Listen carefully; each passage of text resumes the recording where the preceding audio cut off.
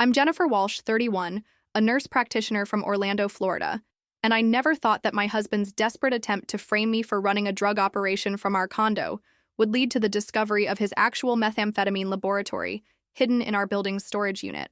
What happened when the SWAT team raided the wrong apartment at Ocean View Towers will haunt our entire community forever.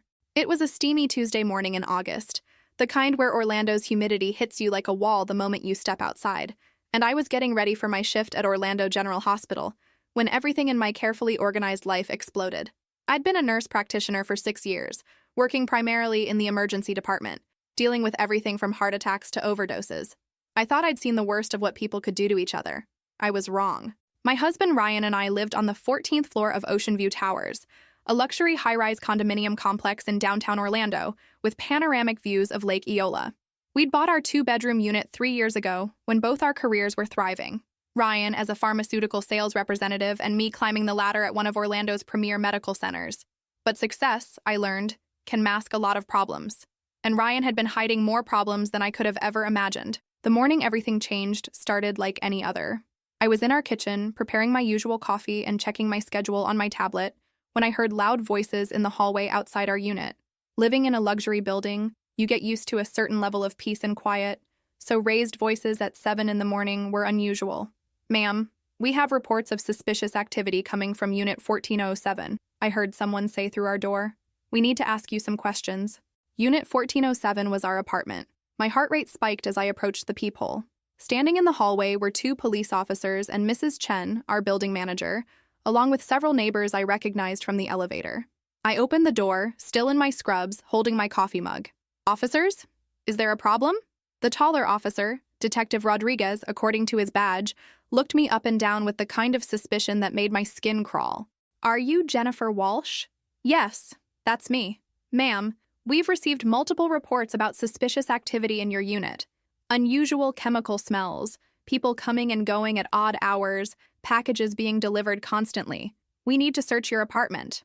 I stared at him, completely confused. "I'm sorry, what? Chemical smells? I work 12-hour shifts at the hospital. When I'm home, I'm usually sleeping, and the only packages I get are from Amazon." Mrs. Chen stepped forward, her face tight with concern. "Jennifer, I've had 3 different residents file complaints this month about strange odors coming from your unit. Mr. Patterson from 1405 says it smells like cat urine and chemicals." "That's impossible," I said, my voice getting higher. "I don't even have a cat. I'm allergic to cats." Detective Rodriguez wasn't convinced. "Ma'am, we have a warrant to search these premises. Please step aside." As the officers entered my apartment, followed by Mrs. Chen and what felt like half my neighbors, I felt like I was living in someone else's nightmare. They searched every room, every closet, even opened my refrigerator and medicine cabinet. "Where's your husband?" Detective Rodriguez asked, noticing the men's clothing in our bedroom closet. "Ryan's at a pharmaceutical conference in Miami. He's been gone since Sunday." I pulled out my phone to show them our text conversations from the past few days. The search turned up nothing suspicious. No drugs, no chemicals, no manufacturing equipment. Just the normal contents of a working professional's apartment, medical textbooks, hospital scrubs, and what Detective Rodriguez seemed particularly interested in, my legitimate prescription medications for anxiety and sleep issues. If you've ever been wrongfully accused of something serious, you know that sinking feeling where your entire world feels unstable. Hit that like button if you've experienced the horror of having your reputation questioned by people who should trust you. "This doesn't make sense," Mrs. Chen muttered, looking through our kitchen cabinets. The complaints were very specific. Chemical smells, constant activity, strange people in the hallways. "What strange people?" I demanded. "I barely know my neighbors. I work, I come home, I sleep. That's my entire routine." Detective Rodriguez was making notes in his pad. "Mrs. Walsh, is it possible your husband has been using your unit for activities you're not aware of?" The question hit me like a physical blow. "What are you suggesting?" "Drug manufacturing often happens when one spouse is unaware. Long work hours, separate schedules. It's more common than you'd think." I felt sick. "Ryan works in pharmaceutical sales. He travels constantly for legitimate business. You can verify his employment with MedTech Solutions." But even as I defended him, doubt started creeping in. Ryan had been acting strange lately, more secretive about his work trips, protective of his phone, and he'd been asking odd questions about my work schedule at the hospital. After the officers left with promises to investigate further, I sat in my living room surrounded by the chaos of a police search, trying to process what had just happened. My neighbors had filed complaints about drug activity in my apartment. The police had searched my home. My reputation in the building was probably destroyed, and I had no idea why. That evening, I called Ryan at his conference. He answered on the first ring, which was unusual. "Jen, how was your day?" His voice was too bright, too cheerful. "Ryan, the police searched our apartment this morning." Silence. Then, "What? Why?" "Neighbors complained about chemical smells and suspicious activity. They thought I was running some kind of drug operation from our unit." "That's insane," Ryan said, but something in his tone felt off. "You work at a hospital. You're a nurse practitioner. How could anyone think you'd be involved with drugs?" That's what I said. "But Ryan, they were very specific about the smells and the activity. Where are these complaints coming from?" "Probably that crazy old man in 1405, Ryan said quickly. "He's always complaining about something. Remember when he called the building manager about our TV being too loud at 9 p.m.? I did remember that, but this felt different. "Ryan, Detective Rodriguez asked if you might be using our apartment for activities I don't know about." Another pause. "What did you tell him?" "I defended you, obviously. I told them you work in pharmaceutical sales and travel for legitimate business." "Good. That's good." His relief was audible. "Don't worry about this, Jen. It's probably just a misunderstanding. I'll be home Friday, and we'll get this sorted out." After I hung up, I couldn't shake the feeling that Ryan's reaction had been wrong somehow. He hadn't seemed shocked enough, angry enough, or confused enough about the situation. It was almost like he'd been expecting my call. The next few days at work were torture. Word had somehow gotten out about the police search, and my colleagues kept asking questions I couldn't answer. My supervisor, Dr. Martinez, called me into her office on Thursday morning. "Jennifer," she said, her voice gentle but concerned, "I need to ask you about what happened at your apartment earlier this week." "Dr. Martinez, I haven't done anything wrong. The police searched my unit and found nothing because there was nothing to find." "I believe you," she said, "but the hospital administration is concerned. We can't have staff members under investigation for drug-related activities, even if the charges are unfounded." My stomach dropped. "Are you suspending me?" "Not suspending, but you'll need to take a leave of absence while this investigation is ongoing." "It's paid leave," she added quickly, "and your job will be here when this is resolved." I left the hospital that day feeling like my entire life was falling apart. Someone had deliberately reported me for drug activity, destroying my reputation and now threatening my career. But who? And why? That afternoon, I decided to do some investigating of my own. I started by talking to Mr. Patterson in 1405, the neighbor who'd complained about chemical smells. "Oh, Mrs. Walsh," he said when he opened his door, his elderly face creased with concern. "I hope you don't think I was trying to cause trouble." "Not at all, Mr. Patterson. I'm just trying to understand what you've been smelling." "It started about 2 months ago," he explained. "A sharp chemical odor, like ammonia mixed with something sweet. And it was strongest at night, usually between midnight and 4 a.m. My heart sank. I was usually asleep by 10 p.m. on work nights. If there were chemical smells in the middle of the night, I wouldn't have noticed them." "Have you seen unusual activity in the hallway?" I asked. "That's the strange thing," Mr. Patterson said. "I never saw you or your husband during those times. But I did see other people. Men I didn't recognize, carrying bags and equipment." "What kind of men?" "Rough-looking types. Not the sort of people you usually see in this building." If you're starting to piece together what was really happening, you're probably feeling the same sick realization I felt. Leave a comment below if you've ever discovered someone you trusted was lying to you about something major. Your experiences help other people recognize the warning signs. I spent the evening walking around our floor talking to other neighbors. The picture that emerged made my blood run cold. Mrs. Rodriguez from 1403 had seen strange men using the stairwell at odd hours. Mr. Kim from 1408 had noticed unusual foot traffic near the storage rooms in the basement. And most damning of all, several neighbors had seen Ryan coming and going at times when he was supposed to be out of town. "I thought it was strange," Mrs. Rodriguez said, "because you told me last month that your husband was traveling more for work, but I kept seeing him in the elevator at weird hours."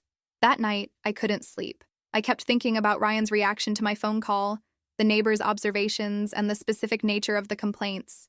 Chemical smells, unusual activity, strange men. And then I remembered something that made my stomach turn. 3 months ago, Ryan had rented a storage unit in our building's basement level. He'd said it was for his golf clubs and seasonal decorations, things we didn't have room for in our apartment.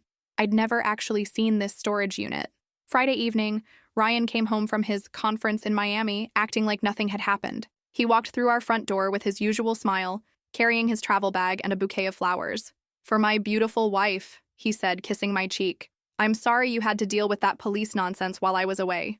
"Ryan," I said, not moving to accept the flowers. I talked to our neighbors this week. His expression shifted slightly. Oh?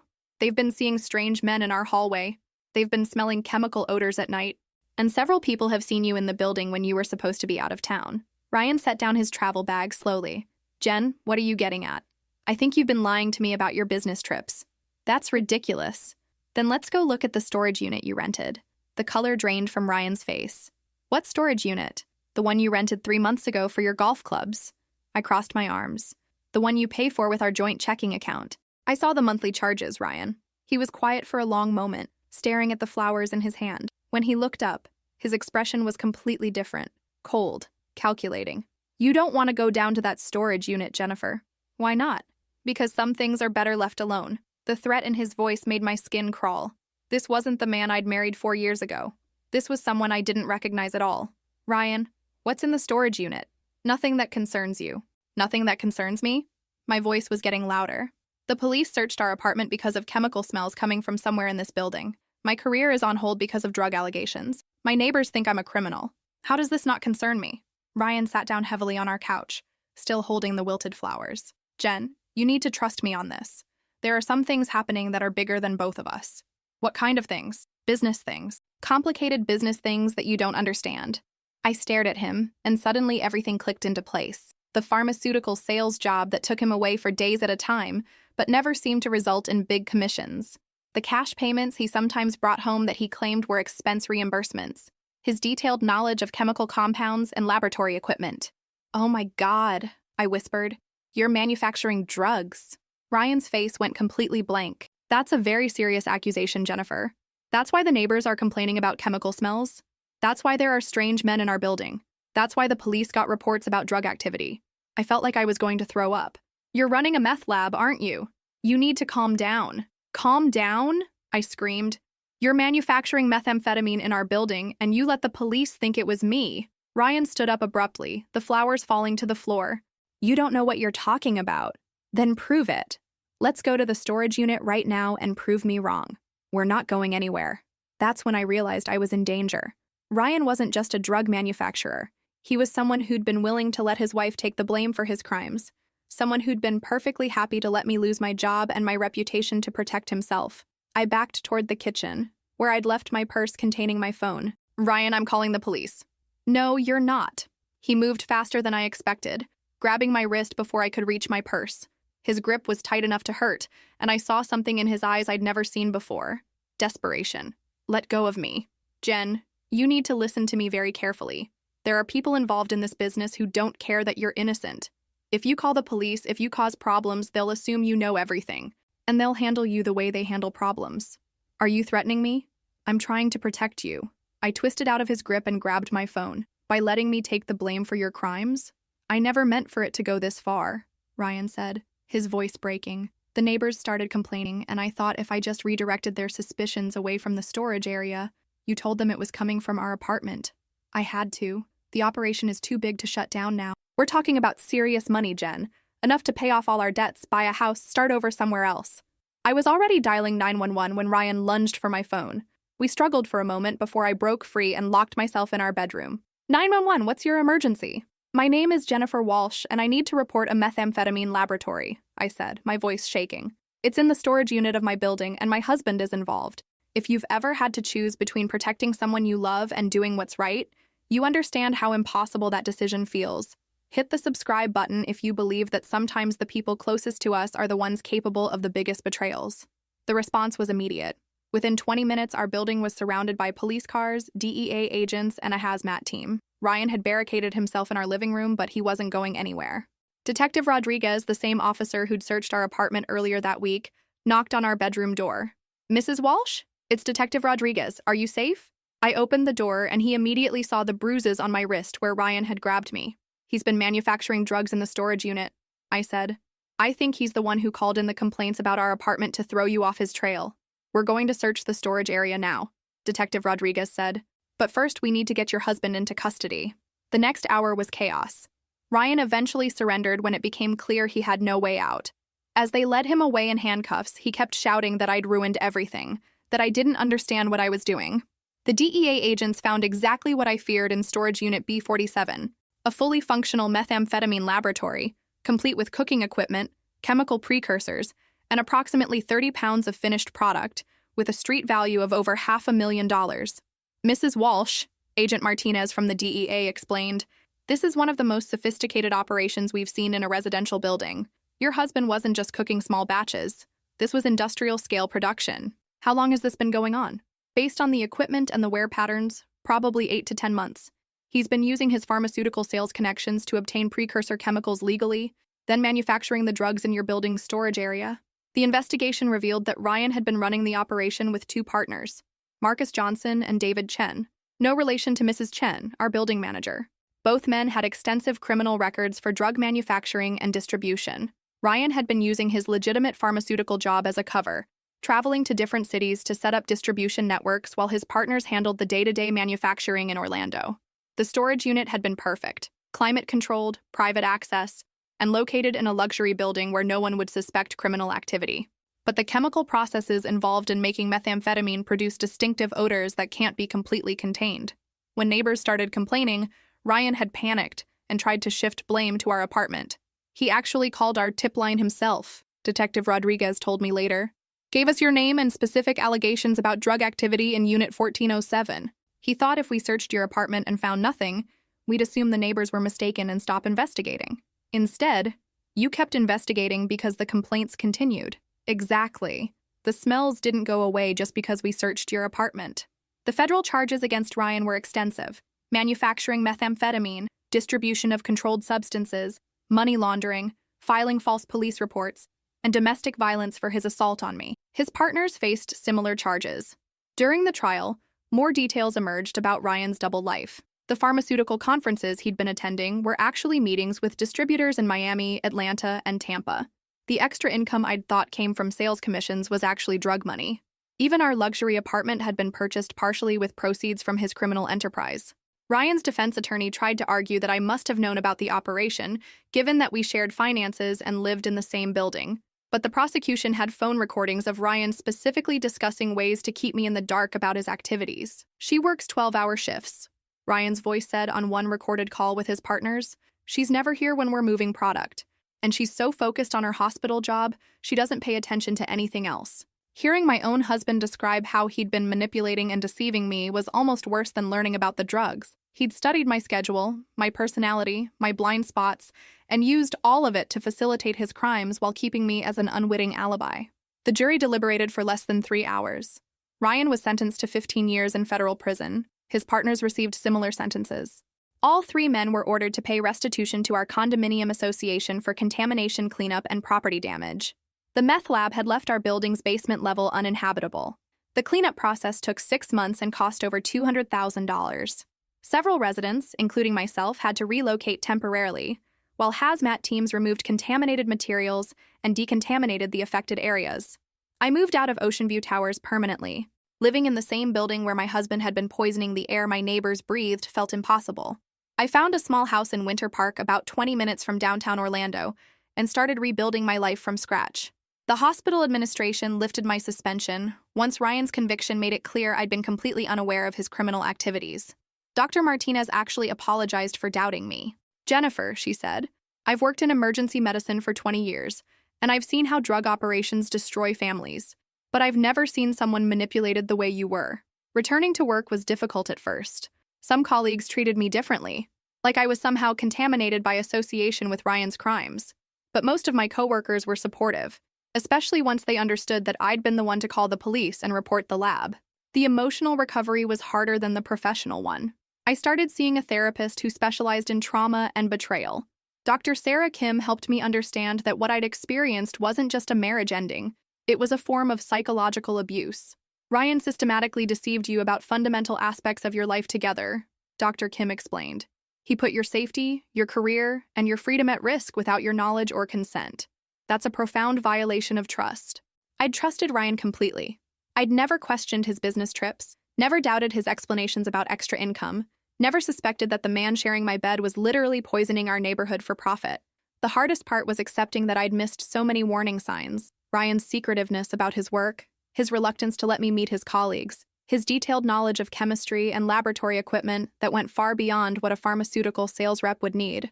But Dr. Kim helped me understand that intelligent, educated people can be deceived by those closest to them, especially when the deception is systematic and the deceiver knows exactly how to exploit their victims' blind spots. 6 months after Ryan's sentencing, I received a letter from him in federal prison. He wanted to explain his actions, to apologize, to somehow make me understand why he'd done what he'd done. I threw the letter away without reading it. There was nothing Ryan could say that would justify endangering our neighbors, destroying my career, or trying to frame me for his crimes. Nothing that would explain how he could sleep beside me every night knowing he was putting my freedom and safety at risk. A year later, I'm doing better than I thought possible. The house in Winter Park is small but peaceful. I've been promoted to senior nurse practitioner at Orlando General. I've even started dating again, carefully, but hopefully. My new boyfriend, David, is a teacher at a local elementary school. He's kind, honest, and refreshingly uncomplicated. He knows my story, and he's never made me feel damaged or suspicious because of what Ryan did. "You survived something that would have destroyed a lot of people," David told me recently. "That makes you stronger, not weaker." The building where Ryan ran his meth lab has been completely renovated. Mrs. Chen, the building manager, sends me updates occasionally. Most of the residents who lived there during the operation have moved out. The storage units in the basement level have been permanently sealed. Sometimes I drive past Ocean View Towers on my way to work, and I think about how different my life could have been if I hadn't trusted my instincts that night when Ryan threatened me, if I hadn't called the police when I did. Ryan's partners, Marcus and David, were released on plea bargains after serving 18 months each. They're both supposedly living in different states under probation supervision. Ryan still has 12 years left on his sentence. I don't think about him much anymore. When I do, it's not with anger or sadness, but with a kind of amazed disbelief that I was married to someone capable of such deception and cruelty. The most important lesson I learned from this experience is that we have to trust ourselves when something feels wrong, even when that something involves the people we love most, especially then. My gut had been telling me for months that Ryan was different, that something in our marriage had changed. I'd ignored those feelings because I wanted to believe in the life we'd built together. I wanted to believe that the man I'd married was incapable of putting me in danger. But believing in someone doesn't mean ignoring evidence. Love doesn't mean accepting lies. And sometimes the people who promise to protect us are the ones we most need protection from. To everyone who's followed this journey with me, thank you for listening to my story. If you're in a relationship where things don't feel right, where your partner is secretive or deceptive, where you're being blamed for things you didn't do, trust yourself. Get help. Ask questions. And if someone you love is involved in illegal activities, remember that protecting them by staying silent doesn't actually protect them. It just enables them to hurt more people, including you. If this story opened your eyes to the importance of trusting your instincts, please hit that like button and share your own experiences in the comments below. Your stories help other people recognize dangerous situations and find the courage to act. Don't forget to subscribe to our channel and ring that notification bell. Every week, we bring you stories about people who found strength in impossible circumstances, who chose truth over comfort, and who refused to be victims of other people's choices. Keep trusting yourself, keep asking the hard questions, and keep fighting for the truth. I'll see you in the next story. And remember, sometimes the most dangerous lies are the ones told by people who claim to love us.